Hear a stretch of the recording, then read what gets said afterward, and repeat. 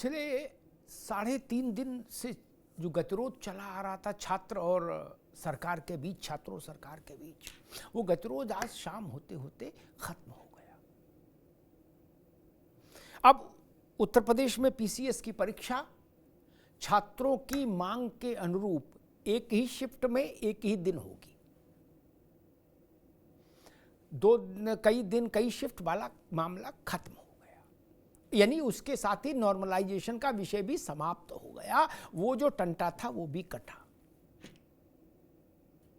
लेकिन इस मांग तक पहुंचने में उत्तर प्रदेश राज्य लोक सेवा आयोग को 3.5 दिन से ज्यादा समय लग गया। 4 दिन मान लीजिए, 4 दिन समय लग गया।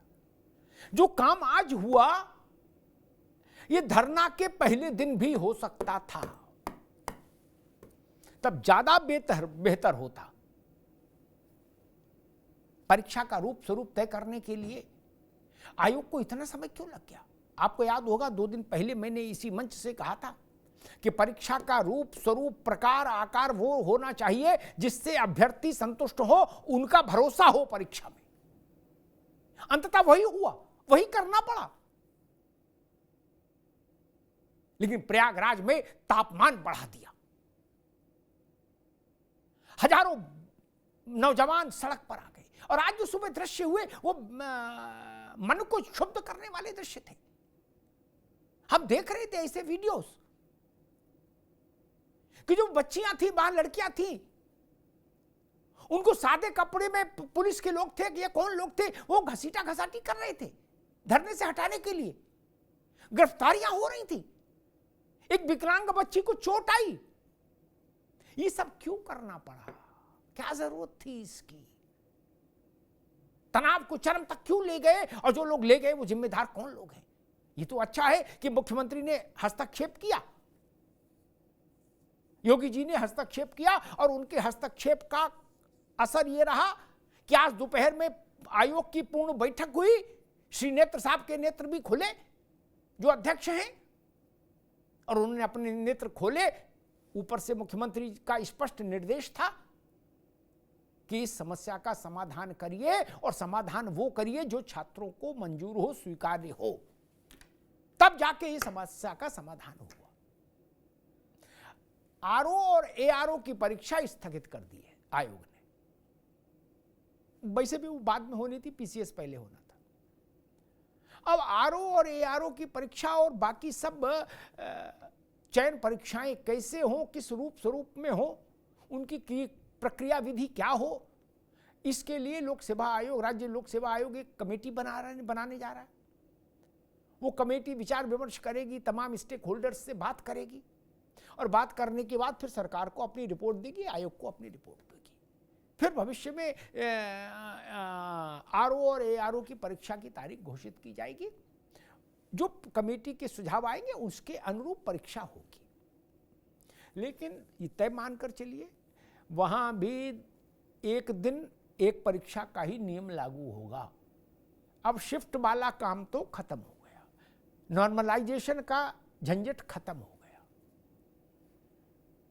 फिर वही प्रश्न बार बार मेरे जहन में कौंध रहा है कि जिन बच्चों के लिए एक एक मिनट कीमती था अभ्यर्थियों के लिए, पढ़ाई के लिए, उन पीसीएस की परीक्षा है भाई। आईएएस की परीक्षा के बाद तो सबसे बड़ी परीक्षा हमारे राज्य में, उत्तर प्रदेश में, पीसीएस की। एक एक मिनट उनके लिए कीमती था। उनके 4 दिन क्यों, 4 दिन तो धरने को हो गए। 2 दिन 3 दिन पहले से आंदोलन समझ लीजिए, 1-2 दिन बाद तक उसका असर रहेगा। लगभग 1 हफ्ता उनका खराब हो गया। ये पीड़ा मुझे है। जब एक एक क्षण कीमती था तो लगभग 1 हफ्ता उनका संघर्ष में चला गया, तनाव में चला गया, पुलिस से जूझने में चला गया। ये स्थिति टाली जा सकती थी, टाली जानी चाहिए थी। इस स्थिति ने विचित्र परिस्थितियां पैदा कर दी। जिन अधिकारियों ने व्यवस्था स्वीकार की लोक सेवा आयोग के कि 2 पाली में कराएंगे, उन अधिकारियों को भी चिन्हित किया जाना चाहिए, उनको भी दंडित किया जाना चाहिए। और इस नए फॉर्मूले को जो आज शाम को जिसकी ब्रीफिंग प्रयागराज के कलेक्टर रविंद्र कुमार ने की बाहर आकर विद्यार्थियों के बीच में जाके, उस फॉर्मूले तक पहुंचने में राज्य लोक सेवा आयोग को 4 दिन क्यों लगे, इस बात की पड़ताल भी मुख्यमंत्री जी करनी चाहिए आपको। राज्य लोक सेवा आयोग ने सरकार के चेहरे को संकट में डालने का काम किया, ऐसी उत्तेजक परिस्थितियां पैदा कर दी। ऐसा लगा कि सरकार और प्रतियोगियों में, नौजवानों के बीच में संघर्ष है। ये किस स्तर पर ये गलती हुई और इस गलती को जो लोग सुधारने के लिए जिम्मेदार थे उन्होंने समय रहते क्यों नहीं सुधारा, इसकी भी जांच पड़ताल मुख्यमंत्री जी को करनी चाहिए। परीक्षा की तारीख और परीक्षा के प्रकार में मुख्यमंत्री को हस्तक्षेप करना पड़े तो फिर अधिकारी क्या कर रहे हैं? और अधिकारी अगर इतने नादान हैं तो फिर नादान अधिकारी क्यों रहे? नादान तो खेलने कूदने के लिए होते, फिर वो अधिकारी का महत्वपूर्ण पद पर क्यों बैठे? तमाम सवाल है, तमाम मसले हैं। लेकिन अंत भला तो सब भला। मैं मानता हूं कि अगर मेरे प्रदेश के, देश के लाखों नौजवान प्रसन्न हैं इस फैसले से, तो मैं भी प्रसन्न हूं। मैंने कहा था कि जहां नौजवान का आंख का आंसू गिरे वहां सत्ता की हथेली होनी चाहिए। मुख्यमंत्री जी का धन्यवाद कि आज वो परिस्थिति बनी।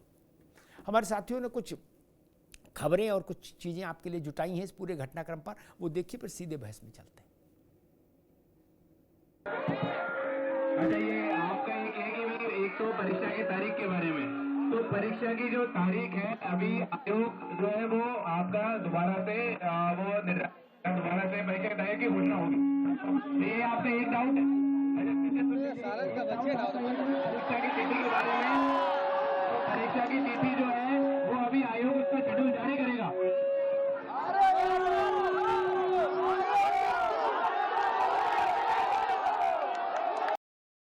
देखिए, ये एक बहुत बड़ा मुख्यमंत्री का छात्र हित में लिया गया निर्णय है और मुख्यमंत्री जी ने पहले ही आयोग के लोगों से कहा था कि वो जो छात्र हैं उनसे संवाद बनाएं, समन्वय बनाएं और समन्वय बनाकर एक उचित निर्णय ले जो छात्र हित में हो। मुख्यमंत्री जी कृत संकल्प रहे हैं प्रारंभ से ही कि परीक्षाओं में नकल ना हो। वो इस बात के लिए संकल्प रहे हैं कि जो मेधा शक्ति है उसके साथ में अन्याय ना हो और उसको परीक्षा में उसकी मेहनत का उचित फल मिल सके। पिछली सरकारों की तरीके से जिस तरीके से चिटों पर अपॉइंटमेंट होते थे वो प्रक्रिया ना हो, उसके लिए कठोरतम नियम भी मुख्यमंत्री जी ने बनाए हैं। जो छात्र आंदोलन था, छात्र आंदोलन में छात्रों के साथ पूरी सरकार उठ खड़ी हुई थी। हमारे उप मुख्यमंत्री ने पहले ही दे दिया था ट्वीट करके कि जल्दी इसके निर्णय होगा और लेकिन कुछ विपक्ष के लोग हर चीज में राजनीति खोजते हैं। अपने असामाजिक तत्वों के माध्यम से शांतपूर्वक और मेधा शक्ति के अच्छे विद्यार्थियों के बीच में भी वो हिंसा का तांडव कराना चाहते रहे, लेकिन वो असफल रहे। उनको इससे बाज आना चाहिए और उनको जो छात्र हितों में अपने शासनकाल में जो पिछली सरकारों ने खेल किया था और उसके कारण जो छात्रों का जीवन बर्बाद हुआ था वो उनको याद करना चाहिए। देर आए पर दुरुस्त आए। मेहमानों से परिचय कराते हैं। डॉक्टर ऋचा सिंह हैं, भारतीय जनता पार्टी की प्रवक्ता। जब मैंने पहले दिन इस विषय पर बहस की थी तब भी ऋचा जी हमारे साथ थी। अशोक यादव जी हैं, समाजवादी पार्टी के प्रवक्ता। अशोक जी का बहुत स्वागत है। अंशुमन द्विवेदी जी हैं, शिक्षाविद हैं। द्विवेदी साहब का बहुत स्वागत है।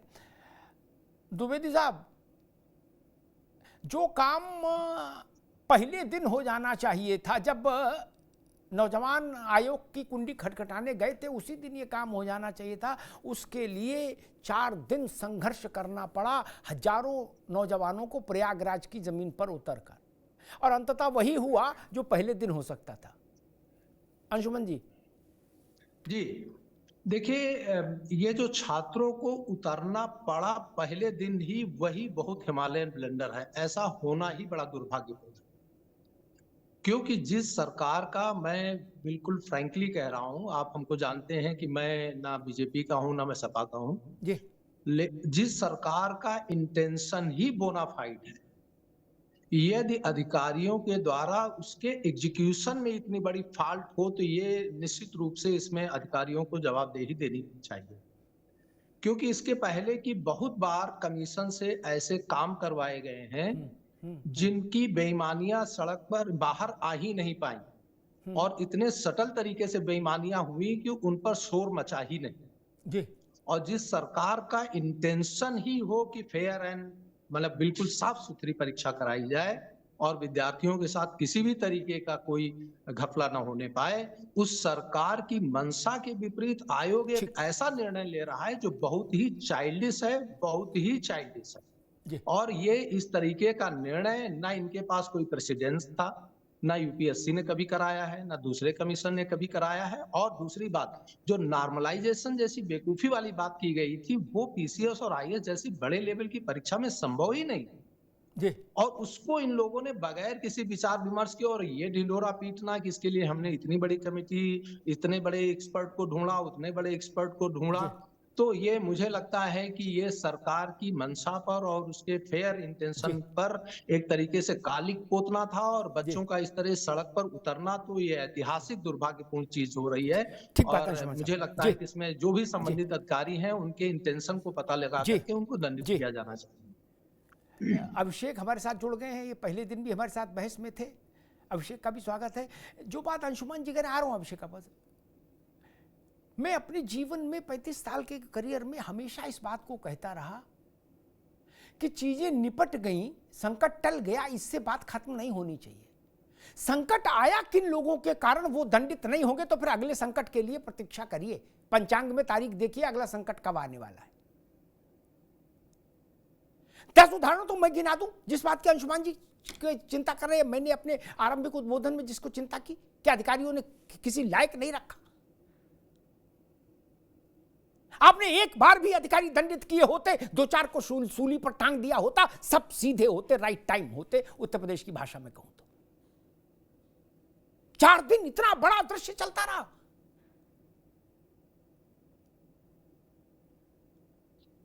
और आयोग का अध्यक्ष लापतागंज, असूर्य पश्या नारी की तरह से अंदर। जितना नुकसान होना था उतना हो गया, जान लीजिए।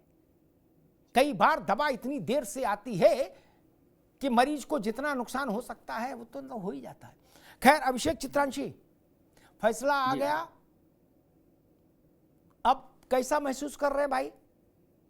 क्योंकि मुझे चिंता इस बात की थी कि जब एक एक मिनट पढ़ाई में जाना चाहिए, एकाग्रता में जाना चाहिए, उस वक्त हमारे बच्चे धरने पर थे। बहुत नुकसान हुआ समय का। अभिषेक, सर नुकसान की भरपाई तो कोई पार्टी नहीं कर सकती, ना कोई सरकार कर सकती है, ना ही आयोग कर पाएगा। जो समय बीत गया सो बीत गया। तो सभी को प्रणाम करने के साथ मैं एक बात ये कहना चाहूंगा कि सर नोटिस में ऐसा कोई क्लियर कट कोई हिसाब किताब नहीं आया है। उसमें ये कहा गया है कि परीक्षा आपकी एक दिन में आयोजित कराई जाएगी सैद्धांतिक रूप से, जो कि पहले चला आ रहा था। उसमें सर डेट क्लियर नहीं है अभी कि 7 को, 8 को या पेपर टल के किसी और दिन पे एग्जाम कराए जाएंगे। एक बात तो सर ये। दूसरी बात ये कि सर सेम पैटर्न पे आयोजित होती है परीक्षा आरओ और एआरओ की। एक मिनट हम आपको बता दें, आगे परीक्षा होगी पीसीएस की, 7-8 को नहीं हो रही, आगे होगी सर, ठीक है ना? हाँ। Date is not strictly. अरे भाई जो सब डेट वही तुमको मिल जाएगी तो हम किस लिए बैठे हैं? तो फिर रिलीज पे ही भरोसा कर लो बच्चा। जी सर, हम आयोग पे सिर्फ इसीलिए डटे हुए थे पिछले 3 दिन से, आज चौथा दिन था, सिर्फ इसीलिए कि आप डेट 7-8 रखिए, समस्या उस पे नहीं है। Normalization should not be there, 2 shift examination should not be there, we demand only 1 day examination, 1 shift examination. इसके लिए सर अभी सर जो नोटिस आई है उसे हमने भी देखा, आपने भी देखा, उसमें सर ये मेंशन नहीं है कि डेट क्या है। आप बता रहे हैं तो मैं उसके स्वीकार कर रहा हूँ, ठीक है। लेकिन सर जो 2 चीजें समझ लो, एक सेकंड भाई, एक मिनट, 2 चीजें समझ लो ताकि आप समझने से मेरा मतलब बच्चे सुन लें, जो लाखों लोग सुन रहे हैं वो समझ लें। नॉर्मलाइजेशन का चक्कर खत्म हुआ, टंटा कट गया। चिट्ठी में लिखा नहीं लिखा आप जानो, आपका काम श्री नेत्र जाने, कमल नेत्र जाने, उस बहस में मैं नहीं पढ़ रहा। मुझे जहां से जानना था मैंने जान लिया, तो उसका टंटा खत्म हुआ। एक ही दिन में एक ही शिफ्ट में परीक्षा होगी, ना दाएं देखो ना बाएं देखो, समझ गए। और ये जो समय खराब हुआ है इसकी भरपाई होगी, इसलिए परीक्षा थोड़ी आगे जाएगी। तीनों चीजें हो गई। लिखी कितनी है मैं नहीं जानता, फाइन सर। वो क्लर्क का काम है, बाबू का काम है जी। सर क्वेश्चन अराइजन है कि what about RO and ARO examination. हम दोनों एग्जाम्स देते हैं सर, यूपी पीसीएस भी, आरओ एआरओ भी, और हम जैसे लाखों बच्चे एग्जामिनेशन दे रहे हैं। ठीक। आरओ में सर, आरओ एआरओ परीक्षा में सर 11 लाख अभ्यर्थी इस बार फॉर्म भर रुक रहे जाओ, हैं। अब आगे बात आ गई आगे। अब आपको सिर्फ सवाल का जवाब चाहिए, बाकी तो बात सब ठीक हो ही गई। मैं इसका भी जवाब दे देता हूं। आज सुबह ही ये तय हो गया था कि ऐसे ऐसे क्रमबद्ध ढंग से चीज़ों को करना है जहां तय होना चाहिए। मैं प्रयागराज की बात नहीं कर रहा हूं, उत्तर प्रदेश प्रयागराज से नहीं चलता, क्या प्रयागराज लखनऊ से चलता है, ठीक ना। इस बात को समझ लीजिए जहां मैं इशारा कर रहा हूं। आरओ और एआरओ भी आज हो सकता था, लेकिन एक हुआ कि भाई जब आप बहुत आगे चले जाते हैं, वो भी एक संस्था है, लोक सेवा आयोग भी, अच्छी चल रही बुरी चल रही वो जाने लगी, संस्था तो है ना बाबू, उसका भी गेट बड़ा है क्या। तो कहते हैं कि ये तत्काल है, इसको विड्रॉ कर लो पूरे को, है आरओ एआरओ को स्थगित कर दो, एक कमेटी बना दो। कमेटी भी अपना कुछ ना कुछ जलेबी बनाएगी, लेकिन उसमें भी ये नॉर्मलाइजेशन का टंटा नहीं रहेगा, उसमें भी कई दिन कई परीक्षाएं नहीं रहेंगी, ठीक है ना। जाइए मस्त हो जाइए, है। लेकिन अब इसमें दखल मत दीजिए, कमेटी काय बना दी, कमेटी भी अपना काम कर लेगी, आपको क्या तकलीफ है। ये हमारा काम नहीं है सर। मिलेंगे जुलेंगे, चाय पियेंगे, कॉफी पियेंगे, कुछ पन्ने काले करेंगे, टाइप करेंगे, क्या दिक्कत है जी। लेकिन आपका संकट खत्म हुआ जी। ठीक है। सरकारों को पीछे हटने का भी एक सलीका होता है चित्रांशी, क्या अशोक जी भी इस बात को जानते हैं, चित्रा जी भी जानते हैं, ऋषा जी भी जानती है इस बात को, अंशुमन भाई भी जानते हैं। जब बहुत आगे चली जाती हैं चीजें तो उनको पीछे लेने में समय लगता है ना। बैक में गाड़ी लेते हो तो बहुत धीरे धीरे लेते हो, कि 100 की स्पीड में बैक पे गाड़ी लेोगे तो क्या होगा, एक्सीडेंट हो जाएगा ना बेटा। आपके जरिए मैंने उत्तर प्रदेश के हजारों लाखों छात्रों को बताने की कोशिश की। आपकी जो 2 प्रमुख समस्याएं थी, एक ही दिन में एक परीक्षा कराओ, जो मैं समझा था हिंदी में, और ये नॉर्मलाइजेशन का लफड़ा खत्म करो, ठीक।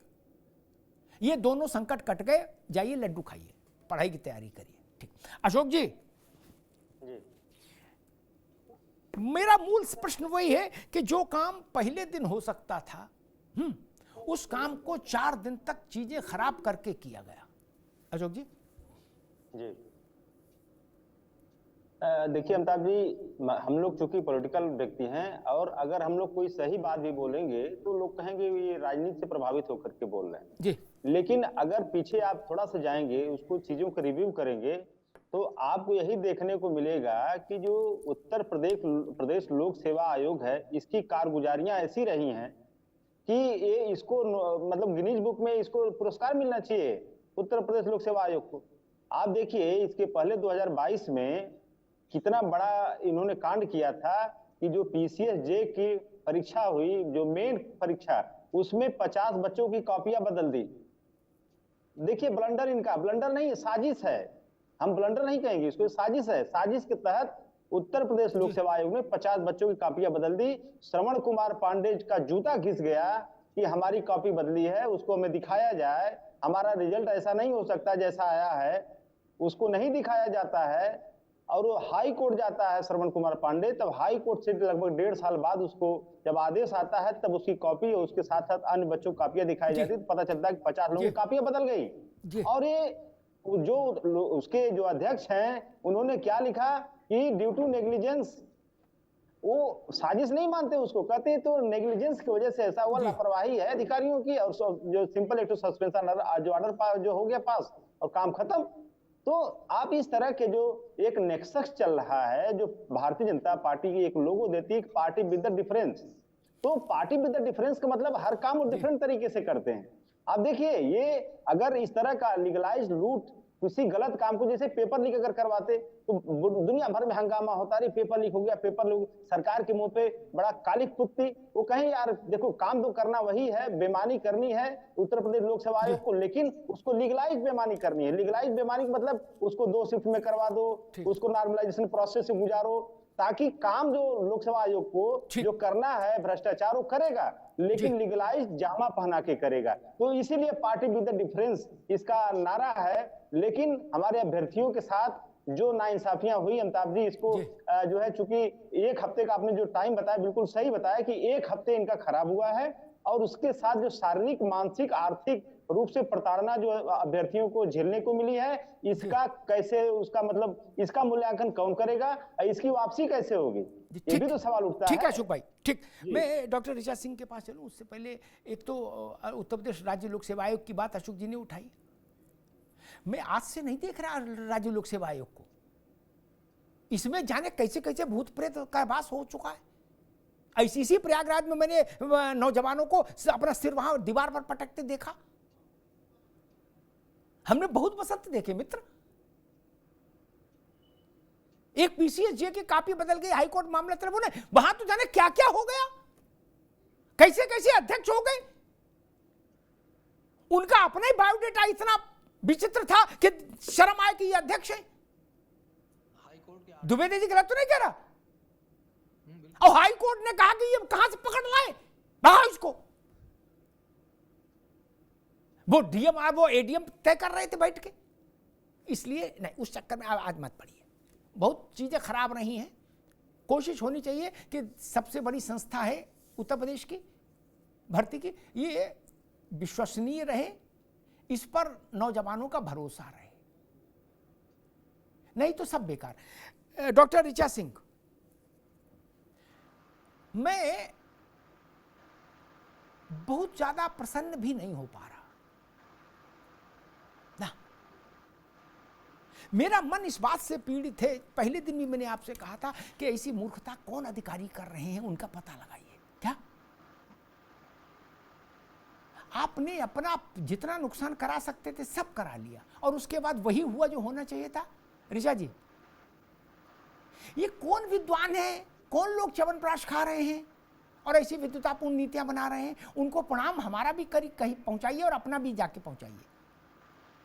नहीं, ये कौन अधिकारी हैं, कहां से पास आउट होके आए, क्या क्या किया है भाई, जो ऐसे ऐसे, वो कौन है नेत्र जी, श्री नेत्र जी, वो नेत्र खोलते हैं कि नहीं, बंदी कर रखते हैं,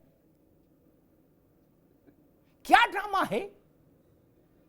अब एटा, इटावा, फर्रुखाबाद, झांसी, हमीरपुर, गरौठा, कुशीनगर, पडरौना और अंबेडकर नगर, क्या जवाब दोगे जाके 4 दिन क्यों, क्या हुआ?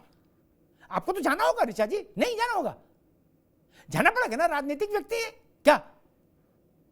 लोग घेरेंगे कि ये क्यों हुआ, कैसे हुआ।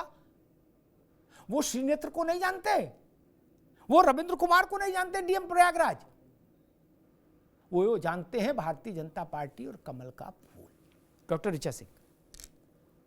आदरणीय अमिताभ सर, अभ्यर्थियों की बड़ी मांग आज आदरणीय योगी आदित्यनाथ जी ने मानी है, और आदरणीय योगी आदित्यनाथ जी के हस्तक्षेप के बाद अभ्यर्थियों की जो मांग थी पीसीएस परीक्षा के आरओ की, कि 1 डे 1 शिफ्ट में परीक्षा कराई जाए, आज छात्र हित में बड़ा निर्णय लिया गया है, और आदरणीय योगी आदित्यनाथ जी ने इस बात को साफ कर दिया है कि छात्रों के हित से कोई खिलवाड़ नहीं किया जाएगा।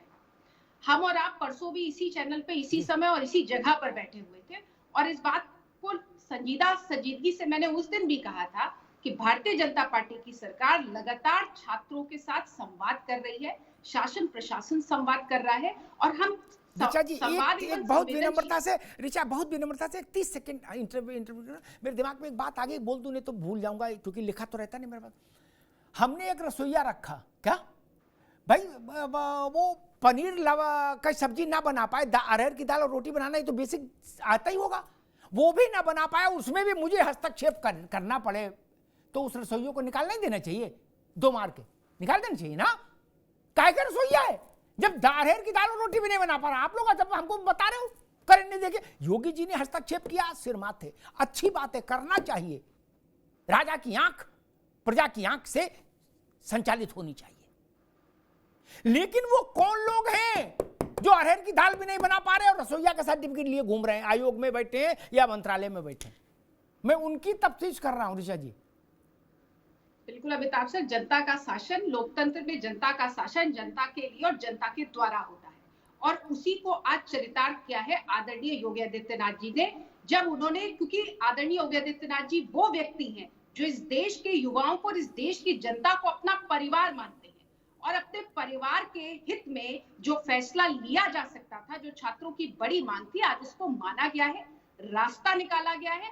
और लेकिन मैं इसमें एक बात कहना चाहती हूँ कि लोक सेवा एक स्वायत्त संस्था है, उसने कुछ फैसले किए थे जिसको रिचा जी ये हजम नहीं हो गया, मेरा गिलास में पानी भी खत्म हो गया, ये अंदर नहीं जाएगी बात स्वायत्त वाली, हम छोड़ो, सब स्वायत्त हैं देश में। अमिताभ सर मेरी बात पूरी जाने दीजिए। तो उसने कुछ फैसला लिया, उसको लेकर छात्रों की असंतुष्टि थी, छात्रों ने अपनी असंतुष्टि प्रकट की, 3 दिन से शांतिपूर्ण धरना चल रहा था और छात्रों के साथ शासन प्रशासन लगातार संवाद कर रहा था। हमारे प्रदेश अध्यक्ष जी ने भी पहले दिन कहा था कि उत्तर प्रदेश के युवा हमारे बच्चे हैं, उनका ये स्टेटमेंट था।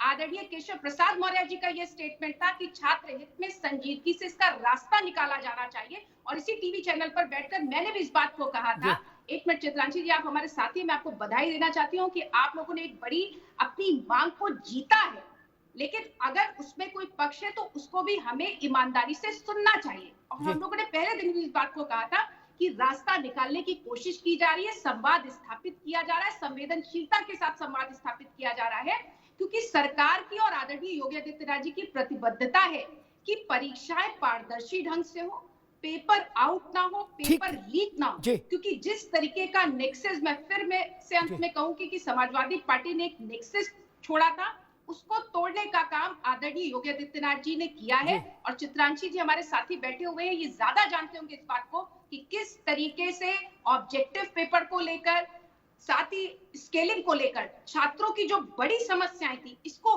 हल करने का काम आदरणीय योगी आदित्यनाथ जी की अध्यक्षता वाली कमेटी में किया गया। जी ठीक है डॉक्टर ऋचा, ठीक बात कही आपने, लेकिन फिर भी मेरे सवाल वहीं खड़े हैं और उतने ही उग्र रूप में खड़े हैं। मुझे हस्तक्षेप क्यों करना पड़े रोटी बनाने वाले के काम में? क्यों करना पड़ा? उस रसोइयों को बाहर करिए, जेल भेजिए। आप समझ रहे हैं मैं क्या कह रहा हूं? सारे जी काजू खाते रहेंगे और ये सब चलता रहेगा? नहीं, ये स्वीकार्य नहीं। मेरी सलाह मान लेंगे, फायदे में रहेंगे, नहीं मानेंगे तो फिर आपकी मर्जी। पहला पेपर आउट हुआ था तभी 10-5 अधिकारी नप गए होते, कॉपियां एक बार जला दी गई थी, कौन सा आयोग था वहां, लड़के गए कि कॉपी भेज लाओ तो कोर्ट को कॉपी नहीं मिली। उसी वक्त अगर 2-4 IAS जेल चले गए होते तो ये PCS जे का लफड़ा नहीं होता ऋचा जी, है ना? नहीं होता भैया। ये बड़ा प्रश्न है। अब मैं आऊंगा आपके पास द्विवेदी जी। शिवांग माथुर हमारे साथ जुड़े हैं प्रयागराज से, हमारे संवाददाता। शिवांग, शिवांग आपको मेरी आवाज आ रही है?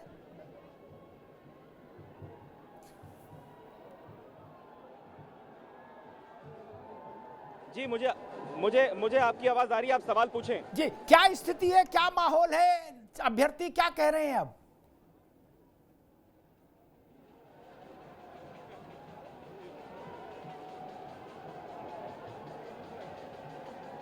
देखिए, पहले मैं आपको यहाँ की जो यथास्थिति है वो दिखवा देता हूँ। कपिल, आप जरा एक बार दिखाएं। हजारों छात्र जो हैं वो यहाँ पे मौजूद हैं, और क्योंकि अब अंधेरा हो चला है तो जिस तरीके से लगातार 3 दिनों से हम देख रहे हैं कि टॉर्च जला के छात्र उत्तर प्रदेश लोक सेवा आयोग के बाहर प्रोटेस्ट कर रहे हैं, और ये टॉर्च दिखाने का एक सिंबॉलिक तरीका ये भी है कि वो आयोग को कह रहे हैं कि हम आपके भीतर के अंधकार को दूर करना चाहते हैं। इतने सारे छात्र अलग अलग जिलों से यहाँ पहुंचे हुए हैं, और उनकी एक ही मांग है कि जो PCS प्री का एग्जाम है वो एक ही बार में करवाया जाए, एक ही शिफ्ट में करवाया जाए। इसके अलावा जो RO और ARO का एग्जाम है वो भी एक बार में करवाया जाए, एक ही चरण में करवाया जाए, क्योंकि कई बार पेपर लीक हो जाता है, कई बार दूसरे तरह की चीजें होती हैं, और साथ साथ जो नॉर्मलाइजेशन की प्रक्रिया आयोग ने लागू की है उसको खत्म किया जाए। कुछ छात्र हमारे साथ यहाँ मौजूद हैं, हम सीधे पहले उनसे बात करते हैं कि उनकी प्रतिक्रिया क्या है। हम आपसे ये जानना चाहते हैं कि क्योंकि अब आयोग ने नोटिस दे दिया है कि आपकी जो परीक्षा है PCS प्री की वो एक चरण में कराई जाएगी, लेकिन मैं देख रहा हूं कि छात्र मानने को तैयार नहीं है। छात्र कह रहे हैं हम तभी हटेंगे जब नोटिस जारी कर दिया जाएगा, तारीख बता दी जाएगी। जी, छात्र ये चाहते हैं कि छात्र पहले तो PCS और RO दोनों का एग्जाम था, ऐसा नहीं है कि सिर्फ हम लोग पीसीएस के लिए बैठे थे, आरओ के लिए भी थे। आयोग ने क्या किया है, छात्रों को आंदोलन को कमजोर करने के लिए पीसीएस वालों को एक शिफ्ट का नोटिस दे दिया। अब आरओ वाले कहाँ जाएं? ऊपर से पीसीएस की कोई डेट नहीं है। 12 फरवरी को एग्जाम टला था, 17 मार्च को पीसीएस का पेपर था। 17 मार्च से अभी तक आज 8-9 महीने हो गए। लगातार आयोग क्या कर रहा है? आयोग ने अब जाके सीधा सा बोल दिया कि हम पेपर एक पीसीएस का करवाएंगे, आरओ का नहीं करवाएंगे। आरओ के लिए कमेटी गठित कर दी। कमेटी का मतलब आरओ का फिर पेपर 1 साल लेट जाएगा। कब जाएगा? कोई उसका कोई अभी 3 दिन के लिए आयोग की छुट्टी होने वाली है, तो इनकी कमेटी सोमवार को बनेगी, ठीक है।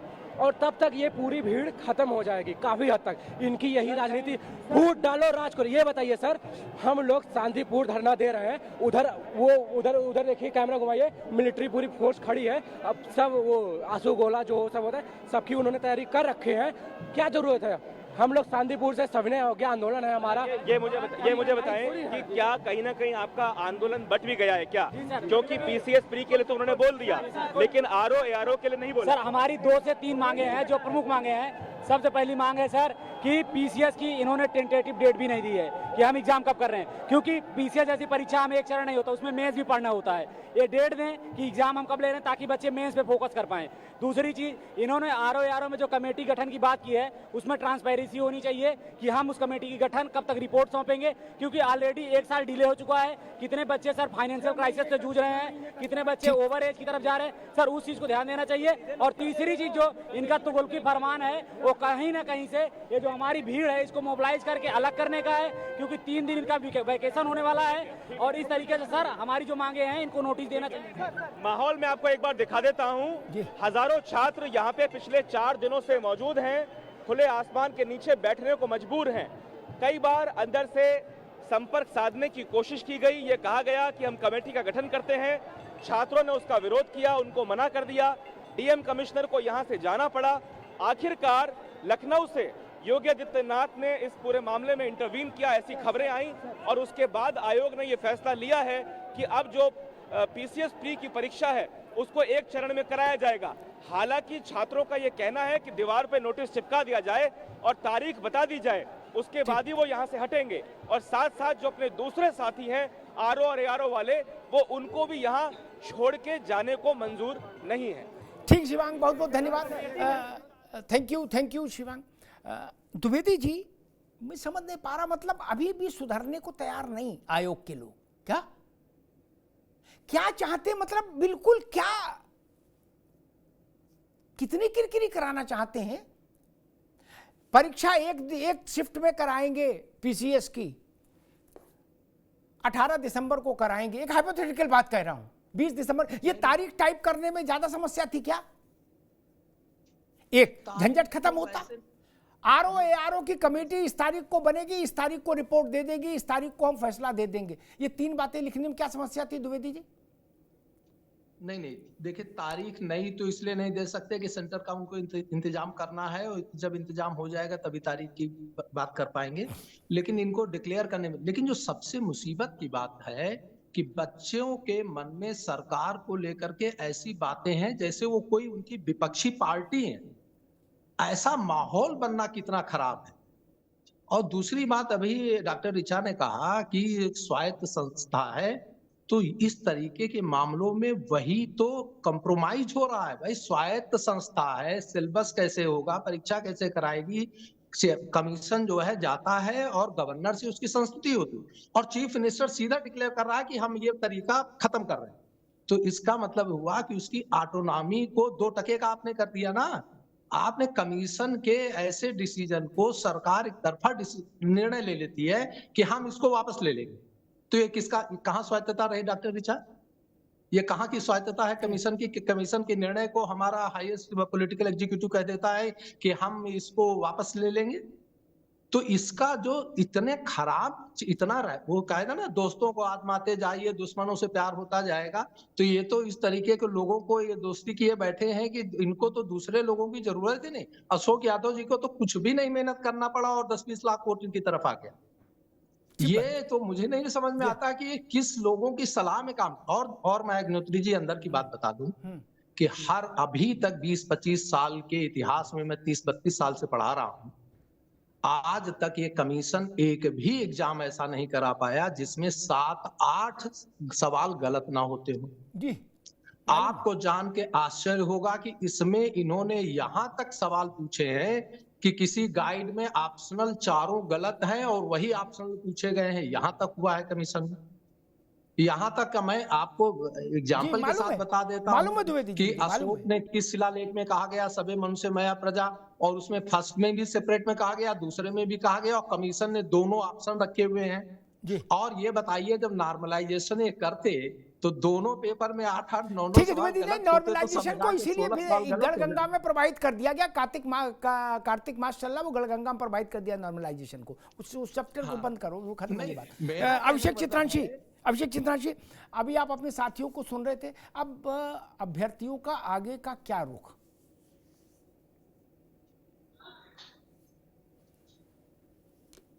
अभिषेक, आपको मेरी आवाज आ रही है? तो मेरा प्रश्न है, आगे अब क्या?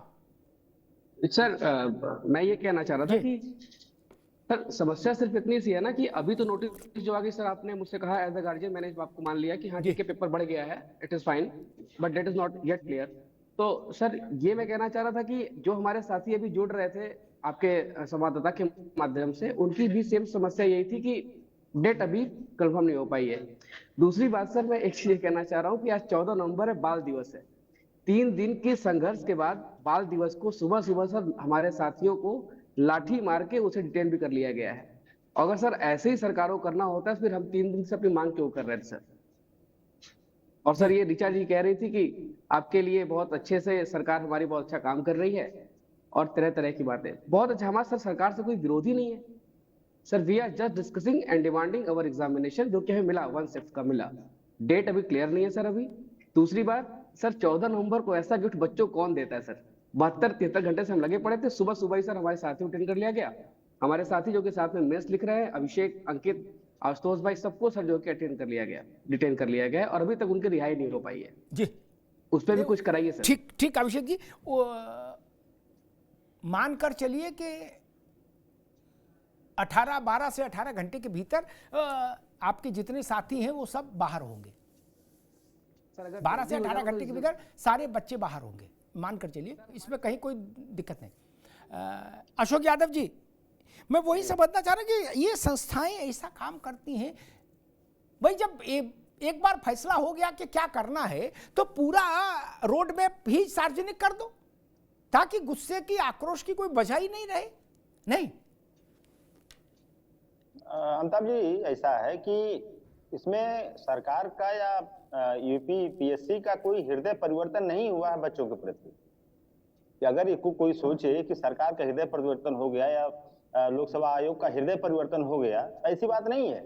ये भी अपने आप में एक साजिश का ही एक हिस्सा है कि बच्चों को डिवाइड करो पीसीएस में, आरओ में, उसके बाद कुछ ऐसा साजिश करो, लिंगर आर्म करो, ताकि ये आंदोलन जो चुनाव निकल जाए। बस देखिए, ये चुनाव भी एक बहुत बड़ा फैक्टर है सरकार को बैकफुट पे लाने के लिए। अभी चूंकि ये पॉलिटिकल मामला है, अभी द्विवेदी साहब ने कहा, तो चुनाव भी एक बहुत बड़ा फैक्टर है। सरकार को लगा कि इससे बहुत बड़ा नुकसान हो जाएगा हमारा। अमिताभ जी देखिए, जो जेन्युइन बात वो है, फिल्मों में जो दिखाता है कि एक बड़े जमींदार ठाकुर साहब हैं, उनके लठैत हैं, जाके किसी को पीट के चले जाते हैं, फिर वो लोग जब गांव वाले का हमला, गांव वाले जब आंदोलन मतलब जुटते हैं, आंदोलन करते हैं, तो फिर एक साजिश के तहत जो मेन जो जमींदार साहब हैं, ठाकुर साहब आते हैं और अपने लठैतों को डांट देते हैं, फिर पीछे से उन्हीं को लोग हल्ला मचा रहे हैं, ठाकुर साहब बहुत दयालु हैं, ठाकुर साहब बहुत अच्छे हैं, बहुत अच्छे हैं। तो इस तरह का जो महिमा मंडन हो रहा है ना, ये गलत है अमिताभ जी। इसमें पूरी संलिप्तता सरकार की है।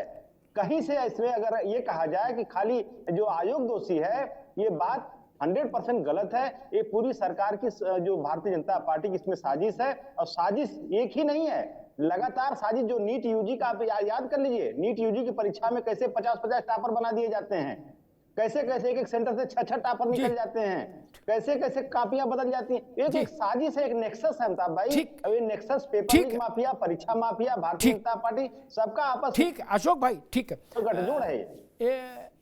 जिनके कार्यकाल में लालू यादव जेल गए चारा घोटाले में, सीबीआई के डायरेक्टर थे जोगेंद्र सिंह, हमारे मित्र थे।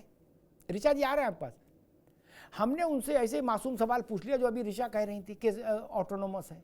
मैंने कहा सीबीआई ऑटोनोमस होती है तो उन्होंने कहा अग्निहोत्री जी उतनी ऑटोनॉमस सीबीआई है जितना ऑटोनॉमस चकबंदी का दफ्तर है या मलेरिया उन्मूलन विभाग है।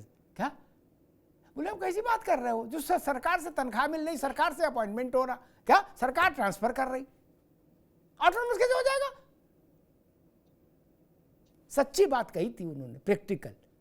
वही बात मैं यहां दोहराता हूं। ऋचा जी, मैं इस बात को भी खोज रहा था कि सारा काम ट्विटर पे करोगे या मतलब कुछ पांव भी चलेंगे? नहीं, भूपेंद्र चौधरी के पास इतना समय नहीं था कि आज के प्रयागराज में यहां बच्चों के साथ बात कर लेते, ज्यादा व्यस्त हैं, अंतर्राष्ट्रीय कामों में हैं क्या? नहीं ना, उनकी तो उतनी सभाएं भी नहीं हो रही कि प्रचार में नहीं। और उन लोगों को कौन बस में जाना है, सबके पास चार्टर्ड है। नहीं, डिप्टी चीफ मिनिस्टर्स जा सकते थे, नहीं जा सकते थे? भैया बताओ, जा सकते थे और उनको भी पकड़ के बाहर निकालते, नेत्र साहब को कि नेत्र खोलो प्रभु, तुम भी आओ बाहर। नहीं, ट्विटर पे सब खेल गए। बोले हमारे अध्यक्ष जी ने कहा कि बच्चे हमारे हैं। कहाँ कहा? बोले ट्विटर ANI से कह दिया और ट्विटर पे कह दिया। ऐसे राजनीति होगी रिचा जी? हम बच्चों के साथ हैं, ये हम ANI के जरिए बताएंगे?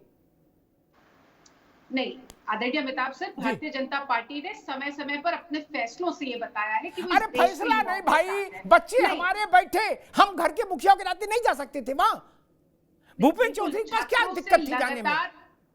संगठन और सरकार लगातार छात्रों से संवाद में था। और चूंकि भारतीय, नहीं एक बात सुन लीजिए आदरणीय अमिताभ सर, चूंकि भारतीय जनता पार्टी की सरकार एक संगठनात्मक ढांचा है, हमारे यहाँ BSP और समाजवादी पार्टी की तरह कोई सुप्रीमो नहीं है जो अकेले कोई निर्णय लेता हो। संगठनात्मक ढांचे के तहत और सरकार के संगठनात्मक ढांचे के साथ मिलकर सामंजस्य बिठाकर छात्रों का जो सवाल है, छात्रों की जो पीड़ा थी, उसका हल निकालने का प्रयास किया जा रहा था। और उसकी परिणति ये हुई कि आज छात्रों के सभी सवालों का जवाब निकल आया है। और जो मैं ये उम्मीद करती हूँ कि तिथियों का भी बहुत जल्दी घोषित हो जाएगी। लेकिन मैं इसमें कुछ एक दो बातें कहना चाहती हूँ, क्योंकि अशोक यादव जी कुछ बातों को कह रहे थे, उनको स्पष्ट करना बहुत जरूरी है। क्योंकि अशोक यादव जी शायद उस समय को भूल गए, 2013 के जो लोकसभा आयोग का आंदोलन चल रहा था उसमें मैं स्वयं भी शामिल थी। अशोक यादव जी भूलिएगा मत कि ये जो वर्तमान आंदोलन 3 दिन से चल रहा था, ये लोक सेवा आयोग की जो प्रक्रियात्मक गलती थी या फिर उसको लेकर जो असंतुष्टि थी, उसको लेकर चल रहा था। लेकिन 2013 में आप लोगों ने आयोग को भ्रष्टाचार का अड्डा बना के रखा हुआ था, अन्याय का अड्डा बना के रखा हुआ था, और किस तरीके से लाठियां भाजी गई थी, छात्रों की जाति पूछ कर छात्रों को जेल में डाला जाता था। उस दौर को हम लोगों ने देखा है और उत्तर प्रदेश की जनता ने उस दौर को भी देखा है कि जब बेसिक शिक्षा विभाग, माध्यमिक शिक्षा विभाग के जो है प्रमुख वासुदेव यादव जी को बना दिया जाया करता था, जिनके ऊपर लगातार कंटेम्प्ट की भी जो है वो चली की कोर्ट का कंटेम्प्ट भी किया गया उनको बनाए रखने के लिए।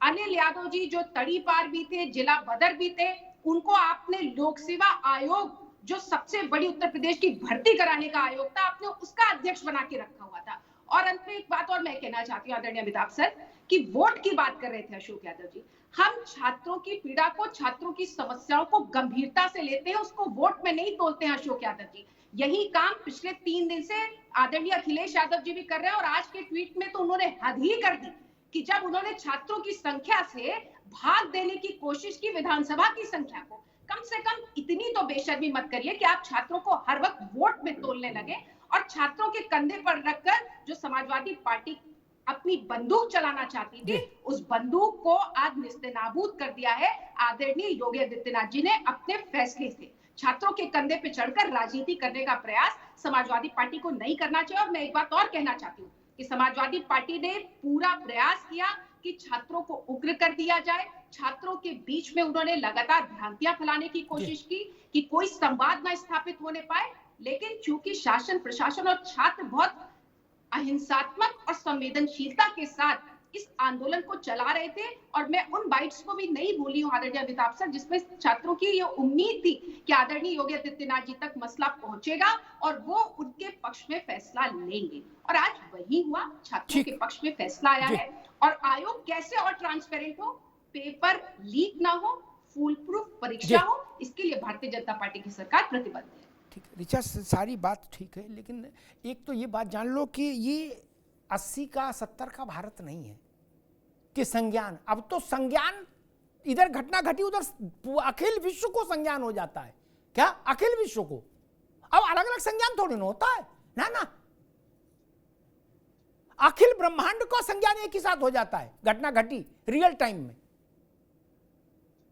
ऐसा नहीं होता कि 4 दिन बाद कोई संज्ञान हो रहा ना, ना सबको हो जाता है। इसलिए अब तो जब टीवी खोलो, जब ट्विटर खोलो, जब फेसबुक खोला, ट्विटर पे तो भाई आप सब लोग रहते ही हो, नहीं धुआंधार दे दबादब। और दूसरी बात मैं कहूंगा कि कोई भी राजनीतिक दल, ऋचा जी इस बात को ध्यान से समझिए, कोई भी राजनीतिक दल जो विपक्ष में है वो किसी भी किस्म के जनता के आंदोलन के साथ क्यों नहीं खड़ा हो? और उसका क्या काम है? लूडो खेलेगा? एक सेकंड रुकिए, मुझे याद है मैं भारतीय जनता पार्टी का, अब तो वो लोग नेता हो गए, मैं इसे 10 नाम बता सकता हूं जो मेरे उस दौरान जब अनिल यादव का मसला चल रहा था, जो मेरे संपर्क में रहते थे कि भैया इसको इस पर बहस कर दीजिए, इस पर बहस कर दीजिए। ठीक बात है, करना चाहिए था बीजेपी को, कर किया उसने। मुझे नहीं पता समाजवादी पार्टी इस आंदोलन को कितना सपोर्ट कर रही थी, नहीं कर रही थी, लेकिन कर भी रही थी तो क्या बुराई है? कांग्रेस को भी करना चाहिए, बसपा को भी करना चाहिए, सबको करना चाहिए। राजनीतिक लोग और खुशी काम के हैं क्या? आंदोलन में भी नहीं जाएंगे, फिर क्या करेंगे? ट्विटर खेलेंगे? इसीलिए मैं तो उल्टा ये कह रहा हूं, भूपेंद्र चौधरी को भी जाना चाहिए था। ऋचा जी, इस बात की भर का उत्तर ये नहीं हो सकता कि हमारी पार्टी का शासन संगठनात्मक शासन आदि आदि, नहीं, हमको सब मालूम कैसा कैसे की व्यवस्था है, वो कोई विषय नहीं। लेकिन अध्यक्ष जी के पास इतना समय तो हो ही सकता है। और उन्हें रेलवे में रिजर्वेशन नहीं कराना, उन्हें बस में टिकट नहीं लेनी, नहीं, इच्छा करनी है और एक झपकी मारेंगे तो प्रयागराज उतरते आके खट से, नहीं, आगे पीछे एस्कॉर्ट लग जाती, बच्चों पास आ जाते। कोई गलत बात कह दी मैंने? करना चाहिए, लोकतंत्र में ये सब चीजें होनी चाहिए। अंशुमन द्विवेदी जी, मैं फिर इसको समराइज करता हूं। आरओ का एक कैलेंडर दिया जा सकता था कि इस तारीख को कमेटी बनेगी, इस तारीख तक रिपोर्ट आ जाएगी, इस तारीख को हम फैसला कर देंगे। नहीं, तो अगर हम ये भी मान लें कि दूसरे लोग प्रवोक कर रहे हैं तो प्रोवोकेशन की स्थिति खत्म हो जाती। नहीं, एक चीज तो कर देनी चाहिए, क्योंकि दोनों परीक्षाओं की तासीर में बहुत बड़ा फर्क नहीं है और विद्यार्थी लगभग कॉमन है, तो ये तो कर ही देना चाहिए कि दोनों परीक्षाएं एक ही दिन में होगी। तिथियों को लेकर के हम नोटिफिकेशन देंगे, ये तो नोटिस दे ही देनी चाहिए ना। स्पष्ट रूप से इनको नोटिस तुरंत जारी प्रेस कॉन्फ्रेंस करके कर देना चाहिए था कमीशन को कि हम नोटिस जारी करने जा रहे हैं। लेकिन निर्णय एक हो चुका है दोनों परीक्षाओं के बारे में कि दोनों परीक्षाएं एक ही पेपर से कराई जाएंगी और उनके तिथियों को लेकर के हम घोषणा करेंगे। तो जो बच्चे अभी आपके रिपोर्टर से बात कर रहे थे कि वो हमें फूट डालना चाह रहे हैं, हमको अलग अलग ट्रीट कर रहे हैं, ये सारा भ्रम खत्म हो जाता। केवल इतनी घोषणा इनको कर देनी चाहिए थी कि हमने ये निर्णय ले लिया है कि नॉर्मलाइजेशन दोनों परीक्षाओं में खत्म किया जा रहा है स्पष्ट रूप से, और इनकी परीक्षा तिथियों के बारे में निर्णय हम आपको सूचित करेंगे, क्योंकि तिथियां हम घोषित अभी नहीं कर सकते। इतना कर देना चाहिए था, बात खत्म हो जाती, सारे बच्चे घर चले जाते। ठीक बात है। अब मैं अभिषेक से पूछता हूं, अभिषेक आपके हिसाब से ऐसा क्यों नहीं किया गया? इसके पीछे क्या है, आपको क्या समझ में आ रहा है वो बता दीजिए। सर, जहां तक मेरा सर विश्लेषण ये कहता है कि सर आयोग ने इस कैलेंडर ईयर में अभी कोई एग्जामिनेशन कंडक्ट नहीं करा पाए हैं, सफल आयोजन उनका नहीं करा पाए हैं सर। तो अभी क्या है कि आयोग के समक्ष भी एक बड़ी चुनौती ये है कि वो अपने साख को बचाए रखने के लिए भी कोई एक एग्जाम तो अच्छे से करा ले जाए। सर आरओ का पेपर और यूपीपीसीएस दोनों पेपर कराए उन्होंने और दोनों सर कैंसिल करना पड़ा। अब सर क्या है कि 1 महीने के बाद दिसंबर आ जाना है, या अगर दिसंबर में पेपर नहीं करा पाते हैं तो सर ये 2025 में 2 पेपर इनको कराने पड़ेंगे। इसलिए सर आयोग के समझ भी बड़ी समस्या है कि वो कोई एक पेपर अच्छे से सुचितापूर्ण ढंग से करा ले जाए ताकि उनकी साख बनी रहे, उस पर सर कोई प्रश्न अब ना उठे। जी, आरओ और एआरओ की परीक्षा भी एक ही दिन में होगी, ठीक, निश्चिंत हो जाइए, वो विषय खत्म हो गया बेटा। लेकिन ये बात पहले घोषित कर देनी चाहिए थी। खैर अशोक जी, आप पर भाजपा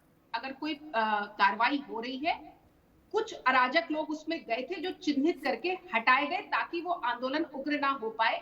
क्योंकि मैं भी प्रयागराज की धरती पर हूँ, अंदर से ही इस बात को कुछ लोगों को चिन्हित किया गया था जो ना तो अभ्यर्थी थे। अभिषेक भाई इस बात को अच्छी तरीके से जानते हैं कि कुछ ऐसे लोग वहां पे पहुंचे सपा के जो ना तो अभ्यर्थी थे, ना उन्होंने कभी परीक्षा दी थी, ना उनको कभी भविष्य में परीक्षा देनी थी, लेकिन वो लगातार कोशिश कर रहे थे कि आयोग और छात्रों के बीच में संवाद ना होने पाए। वो तमाम मुकदमों में वांछित थे, उनको वहां से उठाया गया।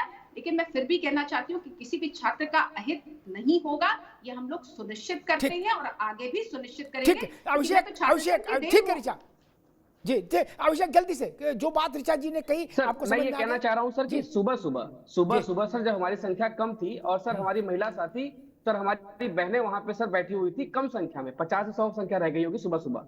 उस समय सर बिना किसी महिला पुलिसकर्मी के पुरुष पुलिसकर्मी ने उन्हें हाथ लगाने की चेष्टा कैसे कर ली। दूसरी बात, जब हमारी बहनें हमारे साथियों को बचा रही थी, राजन भाई को, आशुतोष भाई को, अभिषेक को, तो उन पुलिस वालों के ऊपर कार्रवाई होगी। अगर इस तरीके की घटना नहीं मैडम, घटना हुई है, शादी वर्दी में मैं कह रहा हूँ किसने उन्हें अलाउ किया कि आप अंदर आ जाइए। ठीक अभिषेक, हो गई बात ऋचा जी, आ गई बात आगे। भैया छोटी सी टिप्पणी, अंशुमन जी छोटी सी टिप्पणी, समय कम। हाँ, मैं एक फोर वार्निंग अमिताभ जी आपके माध्यम से करना चाहता हूँ, ऋचा जी को एक मैसेज देना चाहता हूँ। जो अभिषेक ने कहा कि ये परीक्षा कराना चाहते हैं किसी कीमत पर किसी कैलेंडर वर्ष में, जो मुझे लगता है जिस तरीके से पेपर नहीं करा पा रहे हैं, तो एक और दुर्भाग्यपूर्ण इतिहास बनेगा इस सरकार का। योगी जी को अलर्ट रहना चाहिए कि एक संवैधानिक व्यवस्था है कि जब कोई प्रादेशिक कमीशन अक्षम हो जाता है तो रिकमेंडेशन चली जाती है कि वहां की परीक्षा यूपीएससी कराने लगे। आप देख लेना कि बच्चों की अगली मांग ये होगी कि सरकार और कमीशन निकम्मा है और हमको परीक्षा ठीक अंशुमन जी, ठीक ऋचा, वो कह रहे हैं ऐसी मांग आएगी अगर यही हालत रहा। नहीं सर, मैं सिर्फ इसमें एक लाइन कहना चाहती हूँ कि 22-23 में लगभग 6,500 पदों की पूरी प्रक्रिया तय समय में कराई गई है। 23-24 के भी लगभग जितने पद थे उनको तय समय में रिकॉर्ड दिया गया, उसका परिणाम दिया गया है 31 मार्च तक, और इसको भी पूरा कोशिश की जा रही है कि तय समय में हो जाए ताकि किसी छात्र का अहित ना हो। जी, मैं 3-4 बातें कहूंगा। पहले तो एक मांग रख दूं मुख्यमंत्री जी के संज्ञान के लिए कि जो भी बच्चे पकड़े, अगर प्रशासन ये सिद्ध कर दे कि जो पकड़े गए ये ददुआ और बलखड़िया और निर्भय गैंग के हैं तो उनको बंद रखो, उनमें मेरी रुचि नहीं। अगर आपने ऐसे कुछ कुख्यात छबिराम पोथी पकड़ लिए तो आप जानो, फिर आप प्रयागराज का आईजी जाने। लेकिन अभिषेक और मुकेश जैसे बच्चे अगर पकड़े गए हैं वो रिलीज होने चाहिए, तत्काल रिलीज होने चाहिए, अपोलॉजी मांगी जानी चाहिए प्रशासन के द्वारा।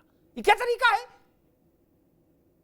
और ऋचा जी से मैं कहूंगा, और वही बात शासन से भी कह रहा हूं, मैं डीजीपी साहब से भी कहूंगा, से भी अनुरोध करूंगा, उत्तर प्रदेश के पुलिस महानिदेशक प्रशांत जी से, उन वीडियोस को दिखवाइए।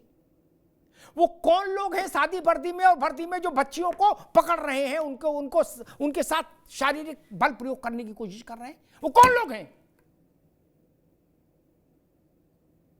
ये प्रोटोकॉल का उल्लंघन नहीं है, ये प्रोटोकॉल के साथ बलात्कार हो गया।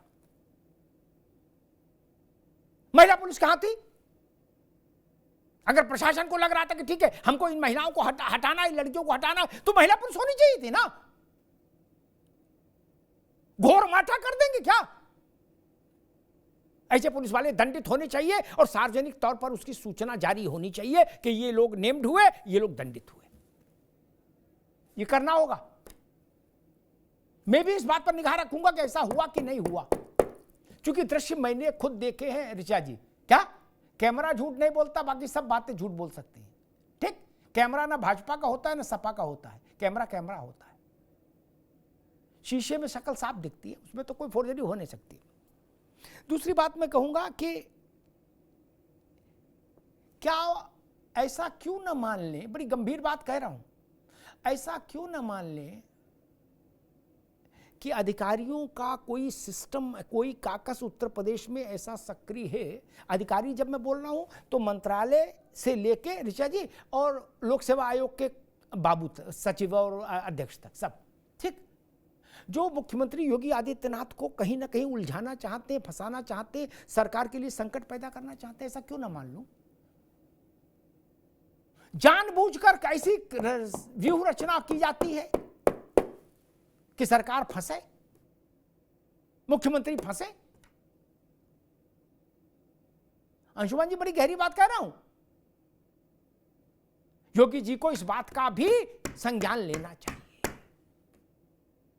और इसका एक ही उपाय है, एक बार वैक्सीन लगानी पड़ेगी अधिकारियों के। ये कोरोना हो गया, ये जाएगा नहीं बिना वैक्सीन के, गोली खाने से नहीं जाएगा। बंजर भूमि वाले को मछली पालन भेज दिया, मछली पालन वाले को बिजली विभाग में भेज दिया, उससे काम नहीं चलेगा। वैक्सीन लगाइए। योगी जी के मंतव्य के विरुद्ध फैसले कैसे हो रहे हैं और कौन लोग ऐसे साजिश कर रहे हैं, गंभीर बात है। इस पर चिंता होनी चाहिए, चिंतन भी होना चाहिए। मैं फिर कह रहा हूं, 4 दिन ऐसे स्थितियां नहीं बननी चाहिए थे। ये बनी तो अधिकारियों की मूर्खता से बनी। जब यही करना था तो पहले दिन क्यों नहीं किया?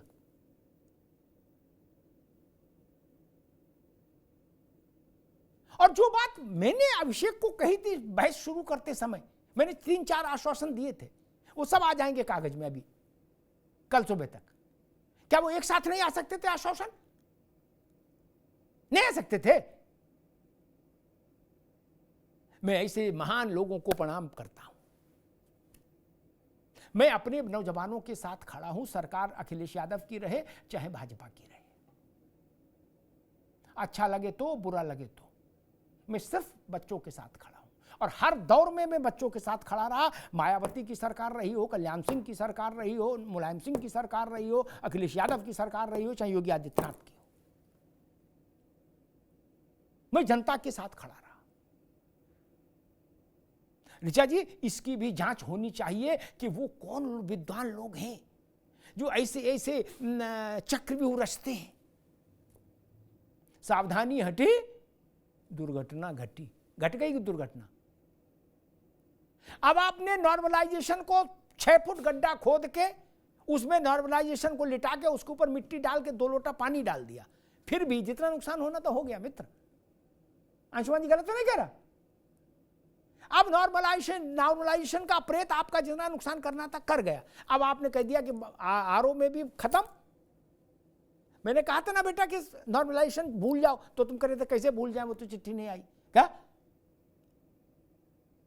लेकिन ये छात्रों से हटके बड़ी बात है कि सरकार को उलझाने की कोशिश कौन लोग कर रहे हैं। ऋचा जी, इसमें समाजवादी पार्टी नहीं है, क्योंकि फैसला तो सरकारी लोग ले रहे हैं ना। इनकी नियुक्ति हुई होगी लोक सेवा आयोग के अध्यक्ष की सरकार के द्वारा। ऋचा जी, हुई होगी ना? क्या सरकार ने इनकी छानबीन की होगी, इनका बायोडेटा देखा होगा क्या? सैया मिले लड़कैया मैं का करूं राम, एक लोकगीत है क्या? ये लड़कैया बना दिए क्या इनको? इन्हें कुछ होश हवास नहीं है, इनको होश हवास नहीं है कि ऐसा नहीं करना चाहिए। फिर वही बात कहूंगा, अगर मुखिया को अपने शेफ को इस बात में हस्तक्षेप करना पड़े, जाके चौके में खड़े होके कहने आटा ऐसे गूंथो यार, गजब किए हो क्या, तो फिर शेफ काय का? ये अधिकारी किस लिए? जो हुआ दुखद हुआ, उसका पदक्षेप होना चाहिए। हमारे सारे छात्र रिलीज होने चाहिए किसी भी किस्म के डिटेंशन से। उनके खिलाफ अगर कोई कागज आगे बढ़ाया गया है तो वो विड्रॉ होना चाहिए केस। बच्चों के भविष्य पर कोई दाग नहीं होना चाहिए। अपराधी आपने पकड़े हैं, उनका सार्वजनिक नाम करिए और गैंगस्टर लगाइए, हमें क्या दिक्कत है? रासुका लगाइए, जो समझ में आए सो करिए। लेकिन अभिषेक और मुकेश के साथ ऐसा नहीं हो सकता। और जो बच्चियों के साथ हुआ है ऋचा जी, उसकी पड़ताल होनी चाहिए। वो हमारे आंगन की बच्चियां हैं, हमारे घर की बच्चियां हैं, हमारे हृदय में उनका स्थान है। वो इस प्रदेश की बच्चियां हैं, इस देश की बच्चियां हैं। ये कौन विचित्र किस्म के पुलिस वाले थे जो वहां हाथापाई करने पहुंचे? ऐसे अपराध किए होंगे, शायद भारत भूषण या किसी की पंक्तियां थी कि तितली के पर नोचे होंगे, तितली के पर नोचे होंगे, हिरनी के द्रग फोड़े होंगे, ऐसे अपराध किए होंगे, फिर जिनकी क्षमा नहीं मिलती, फिर जिनकी क्षमा नहीं मिलती। मैं ऐसे लोगों को क्षमा नहीं कर सकता जिन्होंने हमारी बच्चियों के साथ अभद्रता करने की कोशिश की है। धन्यवाद।